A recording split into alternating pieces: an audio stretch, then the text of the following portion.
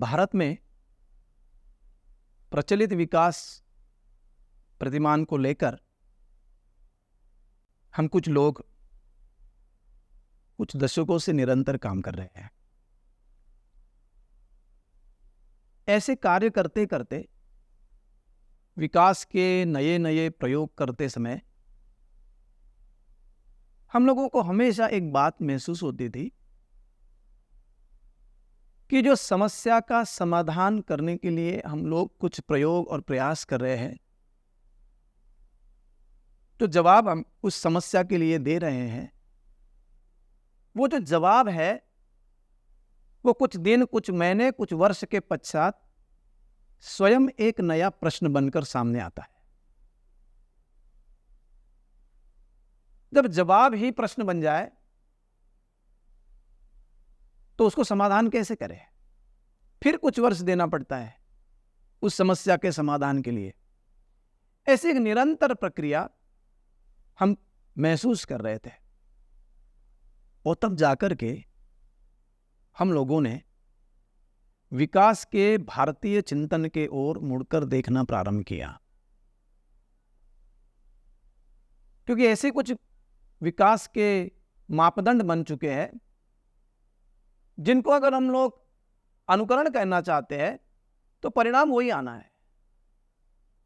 तो बात शाश्वत विकास की करना, बात सम्यक विकास की करना और क्रमशः क्रमशः नए नए प्रश्नों को जन्म देना, इससे बाहर कैसे आ सकते हैं? तो हम लोगों ने भारत के अनेकों लोगों के साथ बातचीत करते हुए अध्ययन को आधार बनाते हुए एक व्यापक स्तर पर काम करने वाली, वैचारिक स्तर पर काम करने वाली, प्रयोग के लिए काम करने वाली एक संस्था को तैयार करने का प्रयास किया। उसका नाम रखा योजक, centre for research and strategic planning for sustainable development. यह संस्था के 3 मुख्य उद्देश्य रखे हैं कि ये जो प्रचलित विकास का जो प्रतिमान है उसके अंतर विरोध को कैसे समझा जाए, छोटे स्तर पर, गांव के स्तर पर। ऐसे अध्ययन का हम लोगों ने एक प्रक्रिया तैयार की कि अपनी परिसर का विकास ठीक दिशा में जा रहा है कि नहीं, और इसमें अंतर विरोध कैसे दिख रहा है, कैसे दिखता है, कैसे देखना चाहिए, ऐसी एक पद्धति विकसित की। यह प्रधान उद्देश्य रखा कि हम लोग भारत के अलग अलग लोगों के साथ मिलकर सहयोगी अध्ययन प्रारंभ करेंगे। दूसरा उद्देश्य रखा कि जो लोग सीखना चाहते हैं उनके साथ मिलकर हम विकास के भारतीय चिंतन को आज के परिप्रेक्ष्य में मिल बैठकर सीखेंगे। यह दूसरा उद्देश्य रखा। और तीसरा उद्देश्य रखा, जो लोग धरातल पर भारतीय चिंतन के आधार पर मिलकर प्रयोग करना चाहते हैं, ऐसे स्थानों पर मिलकर प्रयोग करना। ऐसे 3 उद्देश्यों को लेकर हम लोगों ने योजक का काम प्रारंभ किया। कहां से प्रारंभ करें? तो इस प्रचलित विकास के प्रतिमान में जो सबसे पिछड़ा एरिया बन चुका है, जो कुछ समय पहले एक अत्यंत समृद्ध क्षेत्र था, ऐसा भारत का जनजाति क्षेत्र हम लोगों ने चयनित किया और हमारे कार्य का प्रारंभ राजस्थान से लेकर बंगाल तक पूर्वोत्तर राज्य को बाद में जोड़ा। पहले चरण में राजस्थान से लेकर बंगाल तक के जनजाति क्षेत्र के जिलों में इस प्रकार के स्थानीय स्वयंसेवी संस्थाएं, समाज के गुट, संगठन, अध्ययनरत व्यक्ति, ऐसे लोगों को मिलकर हम लोगों ने मध्य भारत वनांचल समृद्धि योजना, इस नाम से हमने एक व्यापक अध्ययन की प्रक्रिया चलाई। धीरे धीरे लोग जुड़ते गए और इसके आधार पर कुछ अच्छे अनुकरणीय प्रयास स्थान स्थान पर मिलकर प्रारंभ भी किए गए। इसी विषय को आगे बढ़ाते हुए योजक में हम लोगों ने अलग अलग प्रकार के कार्य प्रारंभ किए, जिसमें भारतीय चिंतन को संकलित करना, उस पर बहस चलाना, उस अनुभवों को समाज के साथ रखना।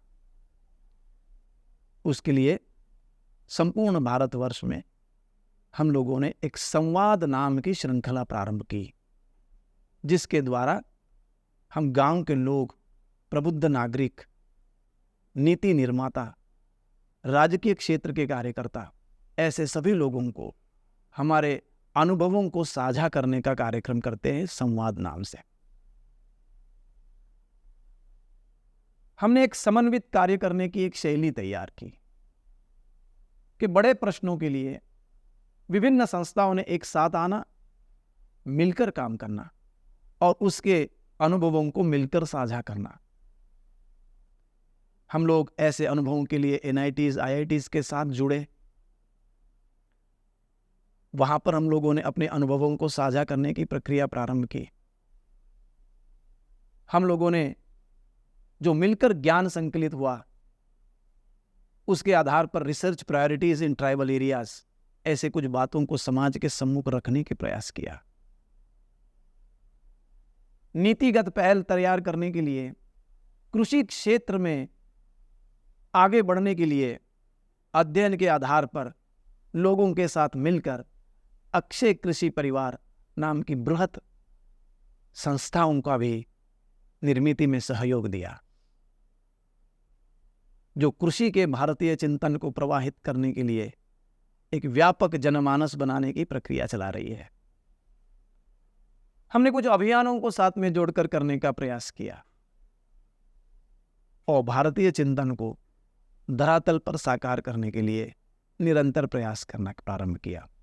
इसमें C20 के भारत के समय में लाइफस्टाइल फॉर एनवायरनमेंट के चलते इस विषय को लेकर हमने भारत के प्रबुद्ध नागरिकों को एक मंच पर लाने का प्रयास किया, स्वयंसेवी संस्थाओं के अनुभवों को जोड़ने का प्रयास किया, विश्व के 15 देशों के साथ चर्चा चलाने का प्रयास किया और सब ने मिलकर एक बृहद पॉलिसी ब्रीफ तैयार किया, जिसमें कुछ महत्वपूर्ण सूत्र थे कि आज विश्व में विकास की जो गोल बेस्ड फ्रेमवर्क है, उसके ऊपर value based framework super impose करनी चाहिए। साथ साथ में हम लोगों ने विकास के ऐसे अनुकरणीय प्रयासों को भी डॉक्यूमेंट करने का प्रयास प्रारंभ किया कि ऐसे जो लोग हैं जिन्होंने अपने पुरुषार्थ के ऊपर, अपने संसाधनों के ऊपर भारत के चिंतन के आधार पर काम करना प्रारंभ किया, ऐसे लोगों को मंच प्रदान करने का कार्य भी प्रारंभ किया। अब हम लोग इसके अगले चरण में जुड़े हैं। भारत के प्राय विभिन्न क्षेत्रों में विभिन्न संस्थाओं के साथ मिलकर भारतीय चिंतन आधारित विकास प्रक्रिया को आगे बढ़ाने की बात हम लोग बहुत आनंद अनुभूति के साथ देख रहे हैं।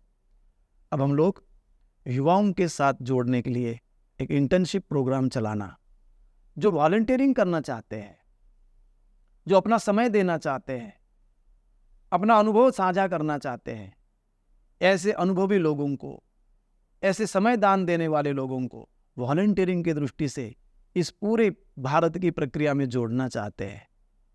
आप हमारी yojak.org.in ऐसी वेबसाइट पर भी बात को समझ सकते हैं। हम हमारे साथ तालमेल बनाकर अपने अपने क्षेत्र में अपनी संस्था के द्वारा ही हमारे अनुभव और आपके अनुभवों को जोड़कर भारत की विकास प्रक्रिया को पुनः एक बार भारत के विकास प्रतिमान के अनुसार करने की पहल कर सकते हैं। आप सभी का मिलकर साथ करने के लिए बहुत बहुत स्वागत है। धन्यवाद।